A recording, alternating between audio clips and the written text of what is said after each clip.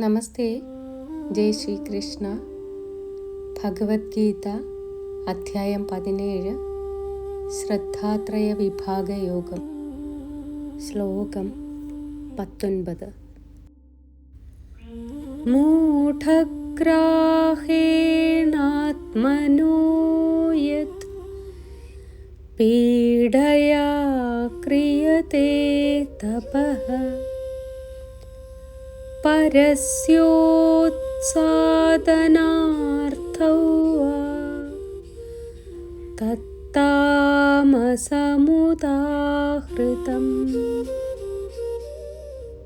അവിവേകം കൊണ്ടും അതിമോഹം കൊണ്ടും ദേഹത്തെയും മനസ്സിനെയും പീഡിപ്പിക്കുന്നതും പരോപദ്രവത്തിനായി അനുഷ്ഠിക്കുന്നതുമായ തപസ് താമസം എന്ന് പറയുന്നു. അജ്ഞാനത്താൽ പ്രേരിതമായി സ്വന്തം ശരീരത്തെയും മനസ്സിനെയും പീഡിപ്പിച്ച് ചെയ്യുന്ന തപസ്സോ അല്ലെങ്കിൽ മറ്റുള്ളവരെ നശിപ്പിക്കാനുള്ള ഉദ്ദേശത്തോടെ ചെയ്യുന്ന തപസ്സോ, അത്തരം തപസ്സിനെ താമസിക തപസ് എന്ന് പറയുന്നു.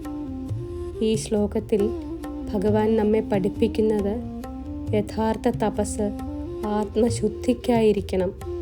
എന്നാൽ ചിലർ അജ്ഞാനത്താൽ തെറ്റായ രീതിയിൽ തപസ് ചെയ്യുന്നു. അവർ സ്വന്തം ശരീരത്തെ പീഡിപ്പിക്കുന്നു. അനാവശ്യമായ ഉപവാസങ്ങൾ, കഠിനമായ ദേഹപീഡകൾ,